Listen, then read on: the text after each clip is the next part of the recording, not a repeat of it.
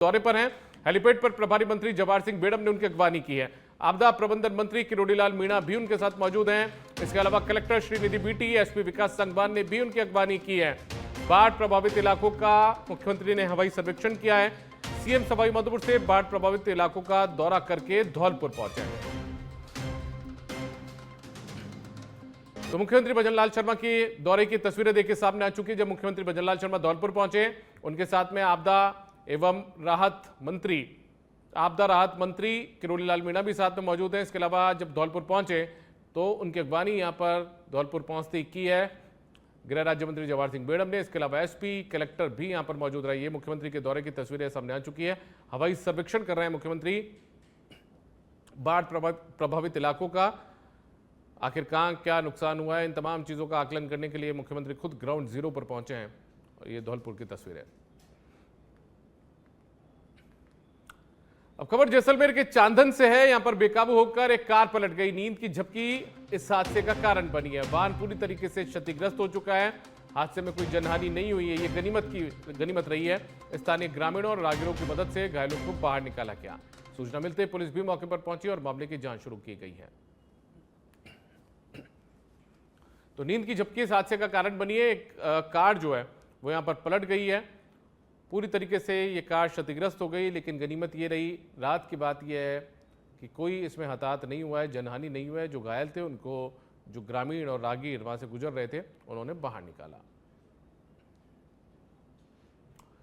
सावन के महीने के आखिरी सोमवार को राज्य सरकार के निर्देशानुसार देवस्थान विभाग की ओर से जिले के प्रसिद्ध लावरेश्वर महादेव मंदिर में रुद्राभिषेक का भव्य आयोजन किया गया। ये मंदिर झुंझुनू में है। इस धार्मिक अनुष्ठान में वैदिक मंत्रोच्चारण के साथ विधि पूर्वक शिवलिंग का रुद्राभिषेक किया गया। इस कार्यक्रम में प्रदेश की समृद्धि, खुशहाली और जनता के कल्याण की कामना की गई। इस मौके पर झुंझुनू विधायक राजेंद्र भांबू, जिला कलेक्टर डॉक्टर अरुण गर्ग, बड़ी संख्या में श्रद्धालु मौजूद रहे। रुद्राभिषेक के दौरान पूरे मंदिर परिसर में शिव भक्ति का माहौल नजर आया। श्रद्धालुओं ने बम बम भोले के जयकारों के साथ भगवान शिव की आराधना की है। झुंझुनू में लावरेश्वर महादेव के इस पवित्र प्रांगण में हमारे राजस्थान की सरकार अर्थात यशस्वी मुख्यमंत्री भजनलाल जी द्वारा देवस्थान विभाग की ओर से सभी पूरे राजस्थान में ये रुद्राभिषेक का कार्यक्रम रखा गया है। मैं माननीय मुख्यमंत्री जी को इसके लिए बधाई और शुभकामनाएं और धन्यवाद ज्ञापित करना चाहूंगा कि उन्होंने इस तरह का एक बहुत ही अच्छा धार्मिक अनुष्ठान रखा है, जिसमें जगह जगह मंदिरों में रुद्राभिषेक करके जनता की सुख समृद्धि और देश का और प्रदेश का विकास तीव्र गति से हो, लोगों का स्वास्थ्य उत्तम हो। आज देवस्थान विभाग की तरफ से जो रुद्राभिषेक है, आज अंतिम सोमवार है श्रावण का, उसमें राज्य के विभिन्न मंदिरों में रुद्राभिषेक का कार्यक्रम रखा गया था। उसी के तहत झुंझुनू जिले में लावेश्वर महादेव में ये कार्यक्रम रखा गया, जिसमें देवस्थान विभाग के अधिकारीगण भी आए हैं और उसमें जो प्रशासन के लोग, जनप्रतिनिधिगण सब मिलके जो राज्य की खुशहाली के लिए रुद्राभिषेक करे, ये निर्देश प्राप्त हुए। तो उसी की पालना में यहाँ पे आज रुद्राभिषेक किया जा रहा है और निरंतर जारी रहेगा। और हम ये कामना करते हैं कि ईश्वर की कृपा हम सब पे बनी रहे, हमारा राज्य। और खबर चित्तौड़गढ़ से है। यहाँ पर वन एवं पर्यावरण मंत्री संजय शर्मा चित्तौड़गढ़ पहुंचे। कलेक्ट्रेट परिसर में अधिकारियों की उन्होंने बैठक की। जिला कलेक्टर समेत अन्य अधिकारी इस बैठक में मौजूद रहे। विधायक सुरेश धाकड़ ने वन अधिकार का पट्टा देने में शिथिलता देने की मांग की है। मंत्री ने नए सिरे से प्रपत्र भरे जाने का आश्वासन दिया। डीएफओ ने कम्युनिटी फॉरेस्ट योजना की जानकारी मंत्री को दी है। इस बैठक में पॉल्यूशन कंट्रोल बोर्ड के अधिकारियों को फटकार भी लगाई गई है। उद्योग एवं शहरी क्षेत्र में प्रदूषण स्तर मानक का जो जवाब था वो सही ढंग से यहाँ पर पॉल्यूशन कंट्रोल बोर्ड के अधिकारी नहीं दे पाए। बैठक में विधायक श्री चंद्र कृपलानी, चंद्रभान सिंह आक्या भी मौजूद रहे। चित्तौड़गढ़ सर्किट हाउस में उन्हें पहुंचने पर गार्ड ऑफ ऑनर दिया गया। सर्किट हाउस में कार्यकर्ताओं और पदाधिकारियों से उनकी चर्चा हुई। एक दिवसीय दौरे पर पर्यावरण मंत्री संजय शर्मा चित्तौड़गढ़ शहर में पहुंचे। अन्य कार्यक्रमों में भी वो हिस्सा लेंगे।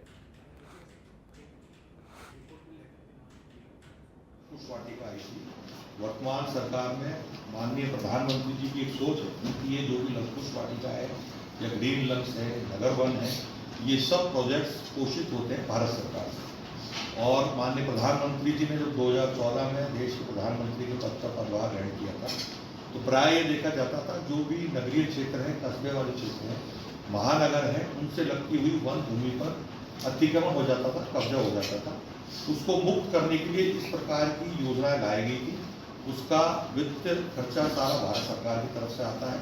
और जो लवकुश वाटिका अभी जो मैंने जानकारी दी, उसमें कुछ का निर्माण पूरा हो चुका है, कुछ अभी निर्माणाधीन है, फाइनल स्टेज पे है। बहुत सारे नगर वन के प्रस्ताव हमारी तरफ से भारत सरकार। बांसवाड़ा में रुद्र महाकाल भक्त मंडल के तहत बेणेश्वर धाम से मदारेश्वर तक निकाली जा रही है कावड़ यात्रा। इस कावड़ यात्रा को लेकर मोहन कॉलोनी चौराहे पर रूट विवाद गहरा गया। कावड़ यात्रियों और प्रशासन के बीच बहस हो गई। विरोध स्वरूप चौराहे पर बैठकर सामूहिक रूप से हनुमान चालीसा का पाठ किया गया। करीब आधे घंटे तक चले विवाद के बाद रुद्र महाकाल भक्त मंडल और प्रशासन के बीच रूट को लेकर सहमति बन गई। त्र्यंबकेश्वर महादेव मंदिर से होकर मदारेश्वर महादेव मंदिर से महाकाल की शोभा यात्रा शांति से निकाली गई। सुरक्षा के लिहाज से पुलिस बल भी तैनात किया गया। सुमेरपुर उपखंड क्षेत्र के दुजाना गांव में चतुर्मास के अंतर्गत आयोजित सरस्वती पूजन समारोह के दौरान आचार्य चिदानंद सुरेश्वर जी महाराज ने विद्यार्थियों एवं समाज बंधुओं को शिक्षा में अटल लक्ष्य लेकर आगे बढ़ने का संदेश दिया। उन्होंने कहा कि शिक्षा को जीवन का दृढ़, अपरिवर्तनीय और सर्वोच्च लक्ष्य मानते हुए पूर्ण समर्पण के साथ निरंतर प्रयास करना चाहिए। 151 विद्यार्थियों ने सामूहिक रूप से सरस्वती पूजन कर चिदानंद महाराज का आशीर्वाद लिया है।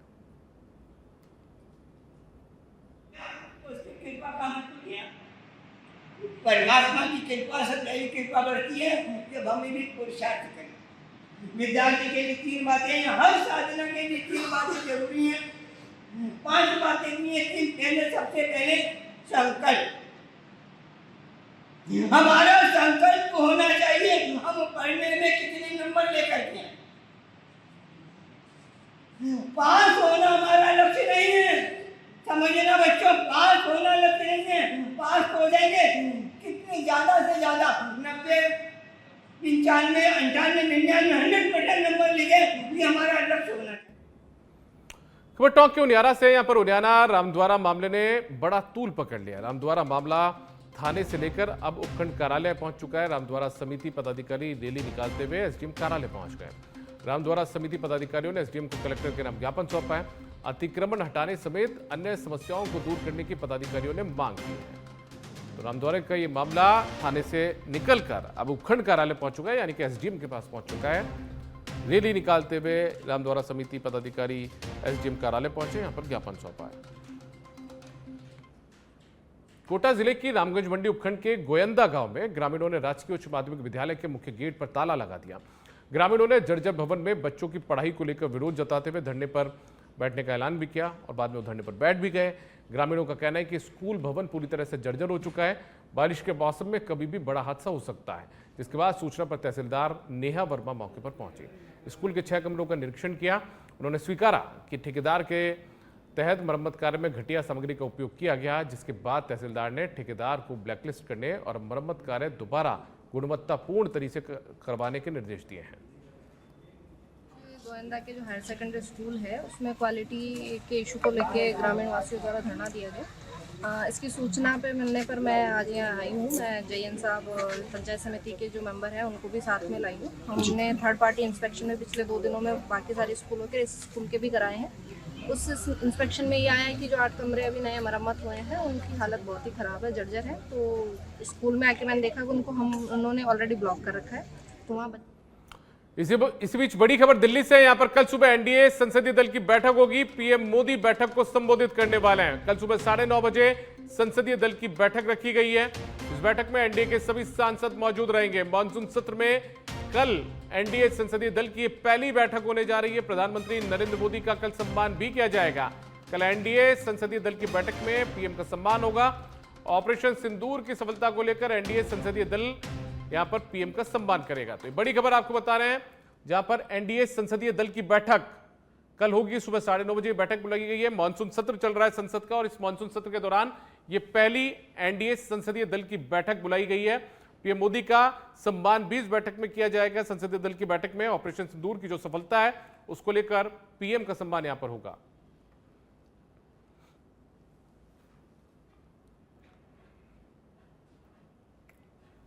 टोंक जिले में अतिवृष्टि से खराब हुई खरीफ फसलों के बाद किसानों को राहत देते हुए राज्य सरकार ने ऑनलाइन गिरदावरी प्रक्रिया शुरू कर दी है। 1 अगस्त से शुरू हुई यह प्रक्रिया 15 अक्टूबर तक पूरी की जाएगी, जिसके तहत किसान खुद भी अपने खेत की गिरदावरी कर सकते हैं। राज्य सरकार के निर्देशों के मुताबिक इस बार टोंक जिले में 10,21,000 खसरों की डिजिटल फसल सर्वे के तहत ऑनलाइन गिरदावरी की जानी है। अब 2.5 लाख सरकारी खसड़ों की गिरदावरी सिर्फ पटवारी करेगा। बिल्कुल देखिए, क्योंकि हमारे जिले में लगातार बहुत ही ज्यादा जो बारिश है वो बहुत हो रही है, हमारे जो बांध है वो भी लगभग सारे ओवरफ्लो है। तो उसी को देखते हुए जो राज्य सरकार है उसने फसल खराबा जो है किसानों का, उसको मद्देनजर रहते हुए कि उनको टाइमली जो पेमेंट है वो मिले और जो उनका खराबा हुआ है वो भी नोट हो जाए। उसके लिए जो गिरदावरी है, ऑनलाइन जो गिरदावरी DCS जिसको बोलते हैं, डिजिटल क्रॉप सर्वे जिसको बोलते हैं, उसके तहत वो डीडवाना के मकराना से खबर है। मंगलाना मकराना बिदिया टोल सड़क का जो मामला है उसमें 20 किलोमीटर के एरिया में टोल मुक्त को लेकर चल रही वार्ता में अभी तक सहमति नहीं बन पाई है। उपखंड कार्यालय में मकराना विधायक जाकिर हुसैन गैसावत, विधायक रामनिवास गावड़िया, उपखंड अधिकारी अंशुल सिंह, पर्वतसर अतिरिक्त पुलिस अधीक्षक जिनेन्द्र जैन, व्यापार मंडल के अध्यक्ष रियाज गौड़ समेत टोल कर्मचारी मौजूद हैं। तो 20 किलोमीटर का जो एरिया है, यानी कि 20 किलोमीटर की जो टोल से परिधि है, वहां पे स्थानीय लोगों को टोल फ्री किया जाए, उनके वाहनों को टोल फ्री किया जाए, उनसे टोल की राशि नहीं वसूली जाए, इसको लेकर चर्चा जो है वो चल रही है। स्थानीय जनप्रतिनिधि भी इस बैठक में मौजूद हैं।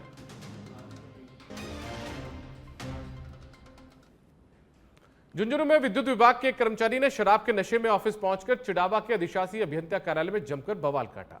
नशे में धुत कर्मचारी भंवरलाल ने जीएसएस पर काम कर रहे अन्य कार्मिकों से गाली गलौज की और सहायक अभियंता से अभद्रता भी की।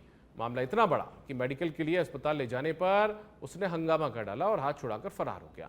जानकारी के मुताबिक विद्युत कार्मिक भंवरलाल कार्यालय नशे में पहुंचा था। सहायक अभियंता मायालाल ने बताया कि भंवरलाल की हरकत पूरी तरह से अनुशासनहीनता की कैटेगरी में आती है, श्रेणी में आती है और इसकी विभागीय रिपोर्ट तैयार की जा रही है। उन्होंने कहा कि कर्मचारी के खिलाफ निलंबन की कार्रवाई की जाएगी। कर्मचारी है भंवरलाल, जो जीएसएस पे ड्यूटी पे था, वो शायद नशे की हालत में था, इसलिए हम उसको समझा रहे थे। तो वो बाहर निकला तो उसको पकड़ के लाए, लेकिन फिर भी वो भाग गया। उसके खिलाफ सस्पेंशन की थाना पुलिस ने मादक पदार्थ सप्लायर्स के विरुद्ध बड़ी कार्रवाई की है। पुलिस ने हरिओम आश्रम देसूरी पर नाकाबंदी के दौरान एक ब्रिजा कार के अंदर से अफीम का दूध और अफीम दूध में मिलाने वाला टांका बरामद किया। इसके साथ ही 2 आरोपियों को गिरफ्तार किया। पुलिस ने आरोपियों के खिलाफ एनडीपीएस एक्ट में मुकदमा दर्ज कर पूछताछ शुरू कर दी है। बांसवाड़ा जिले में मंदिरों को निशाना बनाने की वारदातें थमने का नाम नहीं ले रही। ताजा मामला घाटौल कस्बे का है, जहां जैन मंदिर में चोरों ने सेंधमारी की। अज्ञात चोर मंदिर परिसर में घुसकर दानपेटी उठाकर ले गए। वहीं चोरों ने मंदिर के सामने स्थित एक घर का ताला तोड़कर चोरी की वारदात को अंजाम दिया। घटना से क्षेत्रवासियों में भारी आक्रोश है। चोरी की वारदात मंदिर परिसर में लगे सीसीटीवी कैमरों में कैद हुई है। फिलहाल पुलिस ने मामला दर्ज कर लिया, जांच भी शुरू कर दी है।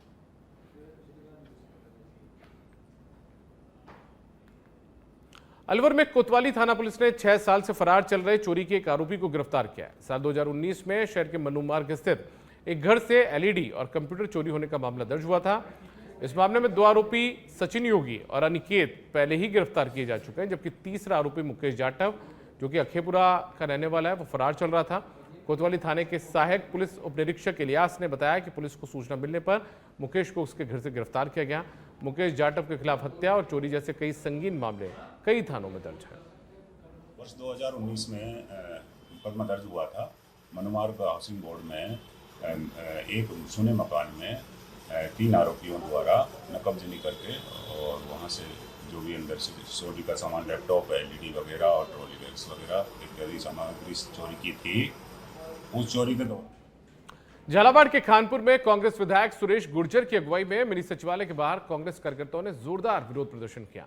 इस प्रदर्शन के दौरान मुख्यमंत्री के नाम 5 सूत्रीय मांगों वाला ज्ञापन एसडीएम को सौंपा गया।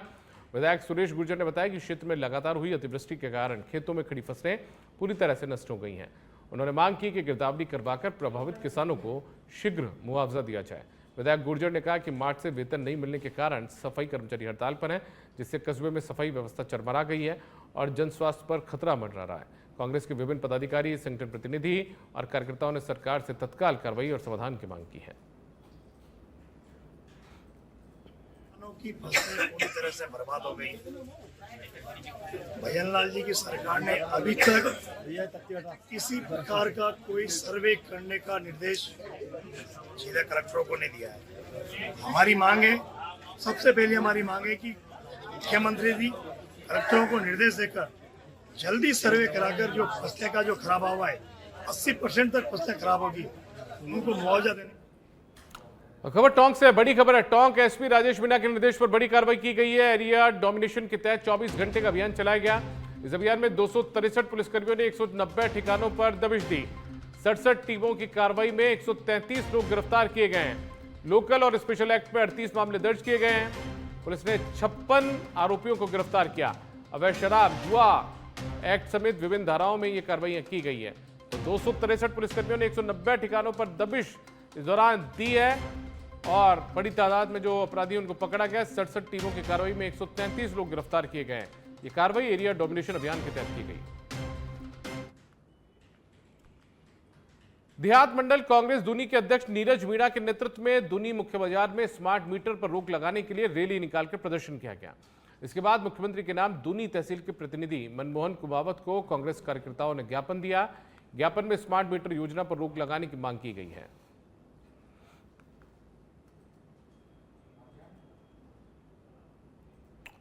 खबर कोटा के इटावा से। यहां पर बैंक से किसान के 50,000 रुपए की थैले से चोरी हो गए हैं। किसान जगदीश धाकड़, जो कि रजोपा का रहने वाला है, उसने बैंक से राशि निकलवाई थी। इस घटना को अज्ञात आरोपी ने अंजाम दे दिया। पीड़ित ने इटावा थाने में शिकायत दी है। इटावा सेंट्रल बैंक की वारदात है।